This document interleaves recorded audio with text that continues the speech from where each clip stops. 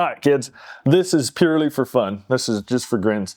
So when I was a kid, we called it pocket trades. And I'd walk up to another boy. I never pocket traded with a girl because I was never interested in what they had in their pocket. But you'd walk up to another boy and you'd say, hey, I'll trade you everything in my pocket for everything in your pocket. Which was, the fun of it was you knew whatever you had in your pocket was pretty much worthless or else you wouldn't do it. But you never knew if that other boy had something even more worthless in his pocket or nothing. And then you lost your toad, which was sad. So consequently, I've always just really been fascinated with what people have in their pockets. And on a pretty regular basis, I have my kids empty their pockets just because I want to see what kinds of things they pack around. And I always had things like lizards and toads and a pocket knife and shiny rock I found somewhere in a bottle cap and this and that. My kids don't have things that are quite as interesting, but anyway, I'm still interested in what they have in their pocket. It's been something that's fascinated me my whole life. So I decided I'm going to show you guys what I got in my pocket. These are the things that are in my pocket 100% of the time. I feel naked if I don't have these things. And then I'd just like to read your comments just for grins. Like, what do you guys carry around? What is it you can't not have? So the pen. These come in handy for a lot of things, writing and or defending yourself. And because I'm a busybody, I can sit around an airport and do this and drive everybody else crazy. Snooze. Handkerchief. Now these are handy even if you don't have a runny nose. I use these for all kinds of things, possibly surrendering.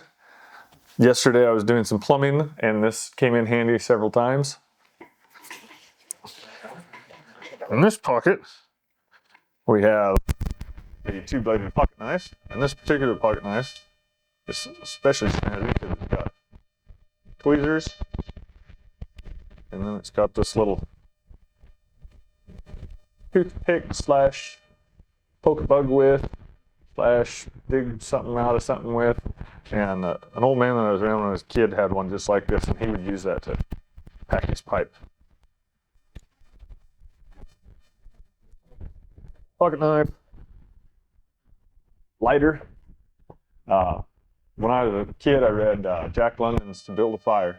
And if you guys have ever read Jack London's, those of you that haven't read To Build a Fire, he's in the Yukon, he falls in the water, he gets cold, he can't get a fire started, he freezes to death, and his dog eats him.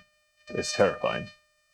And ever since I was like 10, 12 years old, and I've packed a lighter with me my entire life. Like when I go on an airplane and I don't have this, I'm terrified. Remind myself how to behave. And then this handy dandy little loop pick. Some people call this a marlin spike. Some people call it a fid. I call it a nuke pick. I like that. But this thing, I use this every day for something or other, whether it's picking a horse's foot out, picking a rock out of their foot, prying on something, poking a bug with. It's really super awesome for untying knots. Like if you put too much air in your tire, you can press on the stem pipe with that, get air out. This is the handiest thing I've ever had. In this pocket, I've got chapstick. I don't use chapstick, but my wife does, and she never has chapstick. So I carry chapstick specifically for her. Another pocket knife. This is my hay bale string cutting pocket knife. And this particular one, this is an Opinel number 7. But as you can see, it's got a blunted blade there. So this is my first Opinel. This is for kids for their first pocket knife. And this actually was my kid's first pocket knife. And then when he got cooler pocket knives, I stole it from him. I particularly like them, one, because they lock, but two, I like to keep these and they stay super, super sharp.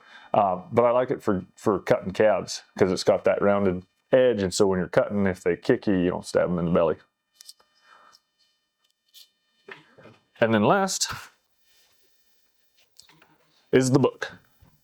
Besides this being my wallet, this has also got all the ideas, all the crazy schemes I come up with, all the things I'm thinking about in there, important things that happen. I'll write down numbers and how many horses went here and this and that.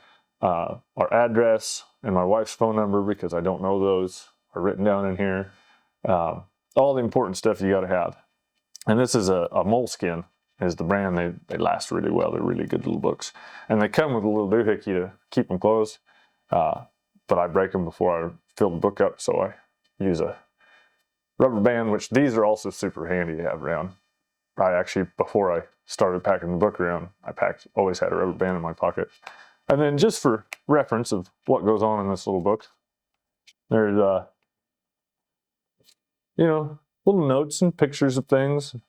I believe that's a artist's rendition of a naked woman and possibly a bag and maybe an angel.